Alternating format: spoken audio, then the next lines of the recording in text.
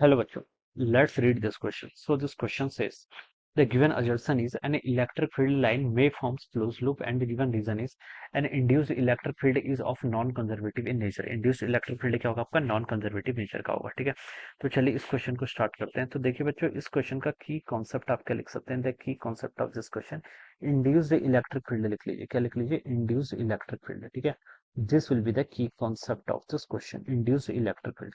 देखिए बच्चों, induce electric field को हम कैसे डिफाइन करते हैं। इंड्यूस इलेक्ट्रिक फील्ड होता है, देखिए आपका देखिए बच्चों, हमने यहाँ पढ़ा हुआ है कि देखिए ये आपका इलेक्ट्रोमैग्नेटिक इंडक्शन पर बेस्ड क्वेश्चन है। किस पे? Electromagnetic induction. हमने पढ़ा हुआ है, देखिए आपका ईएमएफ इंड्यूस होता है अगर कोई करंट कैरिंग लूप है, अगर हम उसको किसी एक्सटर्नल मैग्नेटिक फील्ड में रखते हैं, so that magnetic flux passing through the loop will increase और डिक्रीज। मैग्नेटिक फ्लक्स क्या कर रहा है, अगर आपका चेंज करता है तो उसके कारण क्या होता है, आपका ईएमएफ इंड्यूस होता है। और ई इक्वल टू कितना होता है आपका? Minus D five by D T के इक्वल होता है, ठीक है।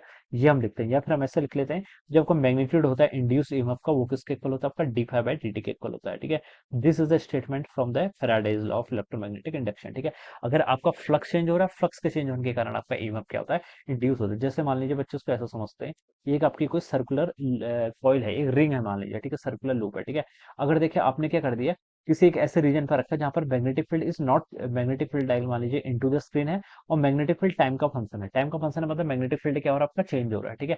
मैग्नेटिक फील्ड चेंज होगा, ठीक है, इनटू जो है मैग्नेटिक फील्ड मान लीजिए इंक्रीज कर रहा है, अंदर की तरफ आपका मैग्नेटिक फील्ड इंक्रीज करेगा। मैग्नेटिक फील्ड इंक्रीज करेगा तो मैग्नेटिक फ्लक्स इंक्रीज करेगा, मैग्नेटिक फ्लक्स इंक्रीज करेगा तो इस कॉइल की टेंडेंसी, क्योंकि इस flux in increase in magnetic flux को अपोज करने की, ठीक है, तो ये क्या करेगी? करंट फ्लो कराएगी, और करंट इस डायरेक्शन में फ्लो कराएगी, ठीक है। इस कंडक्टिंग लूप में आपका इस तरीके से क्या करंट फ्लो करने लगेगा। अगर इसमें इस डायरेक्शन में करंट फ्लो करेगा, देखिए करंट की डायरेक्शन कैसा पता चली, अगर इस डायरेक्शन में करंट फ्लो करेगा तो इसके कारण जो मैग्नेटिक फील्ड आएगा वो बाहर की तरफ आएगा, और हम बता सकते हैं जो अंदर की तरफ मैग्नेटिक फील्ड इंक्रीज कर रहा था, ये क्या करेगा? इसको अपोज करेगा। तो इस तरीके से यहाँ पर क्या हो जाती है आपकी करंट क्या हो जाती है? इंड्यूस हो जाती है। अब ये करंट आई कहाँ से? देखिए ये करंट देखिए, अगर हमने हमने क्या रखा था इसको किसी के ऐसे रीजन पर जहां पर आपका मैग्नेटिक फील्ड चेंज कर रहा था, ठीक है, तो इसका के कारण यहाँ पर आपकी ईएमएफ इंड्यूस आई है। हम इसको देखिए ऐसे कंसिडर कर सकते हैं, हम एक हाइपोथेटिकल बैटरी एज्यूम कर लेंगे जिसका ईएमएफ कितना होगा आपका? ई इंड्यूस, जिसके कारण आपकी आई इंड्यूस क्या आ रही है? आपकी करंट आ रही है, ठीक है। हम इसको यहाँ पर क्या कर सकते हैं? ऐसा एक्सप्लेन कर सकते हैं। और ये ई इंड्यूस किसके इक्वल होता है? ई इंड्यूस होता है, देखिए आपका यहाँ से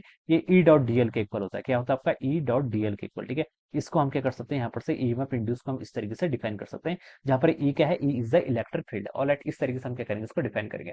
अब बच्चों देखिए, अभी तक अगर हम सिर्फ इलेक्ट्रोस्टैटिक की बात करें, इलेक्ट्रोस्टैटिक में हमने पढ़ा था कि जो इलेक्ट्रिक फील्ड लाइंस होती हैं वो क्या करती हैं? They never form close loop. वो क्या करती है? क्लोज लूप को कभी फॉर्म नहीं करती है। लेकिन जो मैग्नेटिक फील्ड लाइंस होती है वो क्लोज लूप को फॉर्म करते हैं, ठीक है। लेकिन देखिए वो वहां पर एक कंडीशन थी, ठीक है, वहां पर क्या कंडीशन थी? That electric field lines are because of a charges. क्या? पॉइंट चार्जेस के कारण इलेक्ट्रिक फील्ड आता था। वो आपका इस तरीके से होता था, ये आइदर कन्वर्जिंग होगा या फिर क्या होगा आपका? डाइवर्जिंग होगा, but they will never form close loop.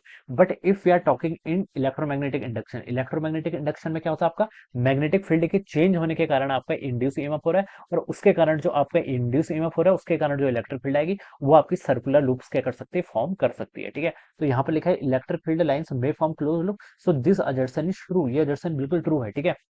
लेकिन कंडीशन क्या है? ये कंडीशन तब ट्रू होनी चाहिए जब आपका जो मैग्नेटिक फील्ड, जो सॉरी आपका इलेक्ट्रिक फील्ड है, इलेक्ट्रिक फील्ड इंड्यूस किसके कारण हो रहा है? चेंज इन मैग्नेटिक फील्ड के कारण, ठीक है। This condition is true only this time, ठीक है। जब आपका क्या होता है? ईएमएफ इंड्यूस किसके कारण हो रहा है? चेंज इन मैग्नेटिक फील्ड, या फिर मैग्नेटिक फील्ड के चेंज होने के कारण अगर आपका ईएमएफ इंड्यूस होगा तो उसके कारण हम बता सकते हैं जो इलेक्ट्रिक फील्ड लाइंस होगी वो क्लोज लूप फॉर्म कर सकती है। जैसे यहाँ पर this is the direction of electric field, ये आपकी इलेक्ट्रिक फील्ड की डायरेक्शन है, ठीक है। ये करंट की जो डायरेक्शन है यही आपकी इलेक्ट्रिक फील्ड की डायरेक्शन होगी। अब ये इलेक्ट्रिक फील्ड आपके इंड्यूस फॉर्म क्या कर रही है? क्लोज लूप फॉर्म कर रही है, बिकॉज ये आपकी मैग्नेटिक फील्ड के चेंज से बनी है। चार्जेस के कारण से, स्टैटिक चार्जेस के कारण से कभी आपकी इलेक्ट्रिक फील्ड सर्कुलर लूप क्या फॉर्म नहीं करेंगे, ठीक है। अब ये बता सकते हैं। अब बच्चों देखिए, इलेक्ट्रिक फील्ड की डायरेक्शन ऐसी है, अगर यहाँ पर कोई चार्ज होता है तो चार्ज भी क्या करता है? देखिए इस तरह आपका मूव करता है इसमें, ठीक है। तो मैं बता सकता हूँ फोर्स और डिस्प्लेसमेंट दोनों की डायरेक्शन क्या होती है? आपकी सेम होती है। फोर्स और डिस्प्लेसमेंट दोनों की डायरेक्शन सेम होती है, तो जो आपका वर्क डन आता है वो किसके इक्वल आता है? नॉन जीरो के इक्वल आता है, क्योंकि देखिए फोर्स और अगर देखिए चार्ज पॉजिटिव रिपल्सिव होता तो जिस डायरेक्शन इलेक्ट्रिक फील्ड की उसी डायरेक्शन में पार्टिकल मूव करता।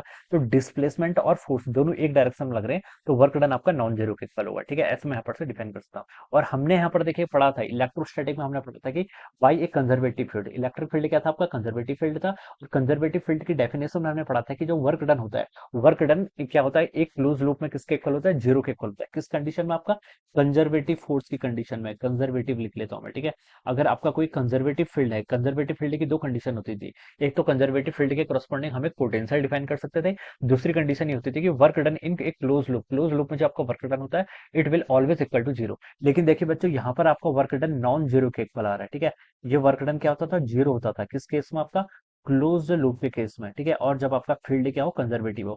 लेकिन यहाँ पर आपका वर्क डन देखिए क्लोज लूप के केस में नॉन जीरो आ रहा है। इसका मतलब जो आपका इंड्यूस इलेक्ट्रिक फील्ड है, ये किस नेचर का होगा, this is non conservative in nature. किस नेचर का होगा आपका, नॉन कंजर्वेटिव नेचर का होगा। ठीक है, तो यहाँ से हम इसको बता सकते हैं। ठीक है, तो बच्चों देखिए दोनों ही बात एक दूसरे को सेटिस्फाई कर रही है। नॉन कंजर्वेटिव फील्ड है, नॉन कंजर्वेटिव फील्ड के करस्पॉन्डिंग हम बता सकते हैं। पोटेंशियल हम डिफाइन नहीं कर सकते जैसा कंजर्वेटिव में कर सकते थे। ठीक है, यहाँ पर हम पोटेंशियल डिफाइन नहीं कर सकते, लेकिन हम ये बता सकते हैं कि जो आपका एक क्लोज लूप में, ठीक है, वर्क डन होता है। ठीक है, कंजर्वेटिव फील्ड में था कि वर्क डन आपका सिर्फ इनिशियल और फाइनल पोजीशन पर डिपेंड करता था। ठीक है, और अगर एक ही पॉइंट अगर कोइंसाइड करेंगे मूव करने के बाद, तो इनिशियल फाइनल सेम ही होगा, तो वर्क डन जीरो रहता था। लेकिन यहाँ पर आपका नॉन कंजर्वेटिव है, तो हम बता सकते हैं वर्क डन यहाँ पर आपका नॉन जीरो के इक्वल होगा। और वर्क डन अगर आपका नॉन जीरो के इक्वल होगा, तो हम बता सकते हैं कि यहाँ पर से जो इलेक्ट्रिक फील्ड लाइंस होंगी, ये क्या क्लोज लूप के कर सकते हैं, आपके फॉर्म कर सकती हैं। ठीक है, तो ये हो जाएगा। तो बच्चों देखिए, अजर्सन भी ट्रू है, रीजन भी ट्रू है, और रीजन बिल्कुल करेक्ट एक्सप्लेनेशन है। तो ऑप्शन ए क्या होगा, इसका राइट आंसर होगा। Alright, so this is how we will define this. So I hope you all understood this concept. All the best and thank you so much.